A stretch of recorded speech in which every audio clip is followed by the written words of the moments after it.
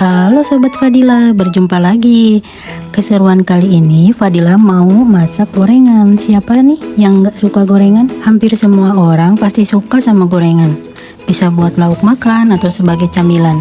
Kebetulan di kampung saya malam ini ada acara Maulid Nabi. Jadi setiap keluarga mendapatkan jatah membawa snack. Snack setiap orang berbeda-beda.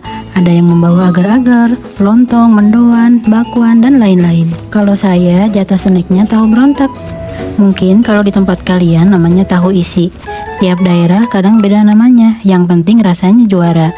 Kadang isinya ada yang pakai kecambah, tapi karena pingin berbeda dari yang lain, isinya pakai kol dan wortel.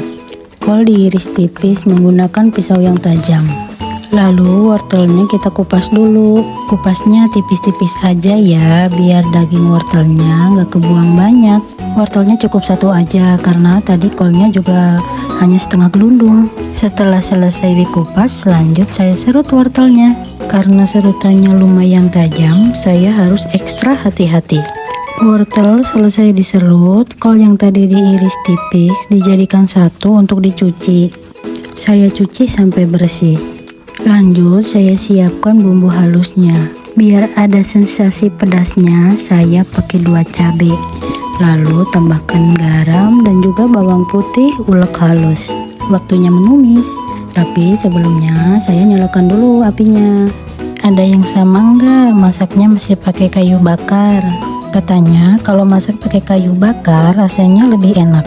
Tapi menurut saya, selain hemat penggunaan kayu bakar karena berlimpah di kebun, sebagian orang sudah menggunakan kompor yang lebih praktis. Minyak di wajan sudah panas, masukkan bumbu halus, aduk-aduk sampai harum.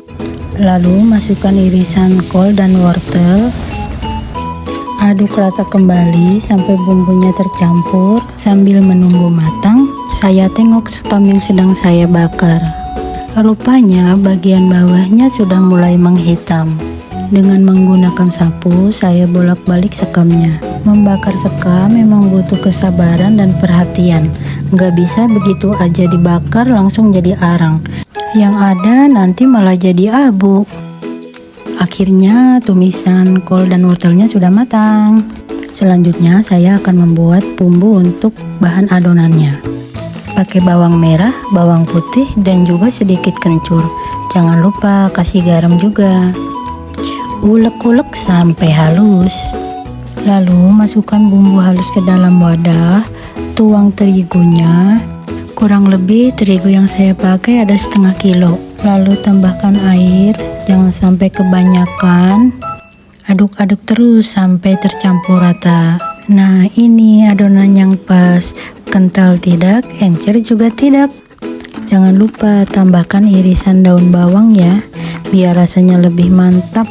Selesai diiris, langsung tuang aja ke adonan. Aduk lagi sampai rata. Sambil menunggu minyaknya panas, saya buka satu persatu tempe mendoannya. Kok tiba-tiba jadi tempe mendoan? Ya, karena bagian emak jatahnya berbeda dengan saya, jadi biar sekalian aja saya yang masak. Tempe mendoan siap digoreng. Sesekali goreng tempe mendoannya dibalik ya, biar matangnya merata. Goreng tempe mendoan matang, angkat lalu tiriskan. Mendoan itu identiknya digoreng setengah matang atau lembek. Disajikan tidak terlalu garing, melainkan masih lembut dan hangat. Sambil terus menggoreng, ternyata sekam yang saya bakar minta diperhatikan lagi.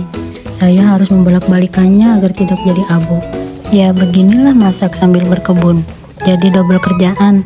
Tapi saya happy banget, jadi sekali mendayung 2-3 pulau terlampaui. Tempe mendoan sudah digoreng semua, saatnya saya mengisi tahu dengan bahan isian yang tadi.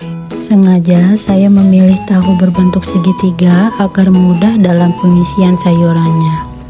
Saatnya menggoreng tahu berontak. Satu persatu tahu berontak mulai memenuhi wajan.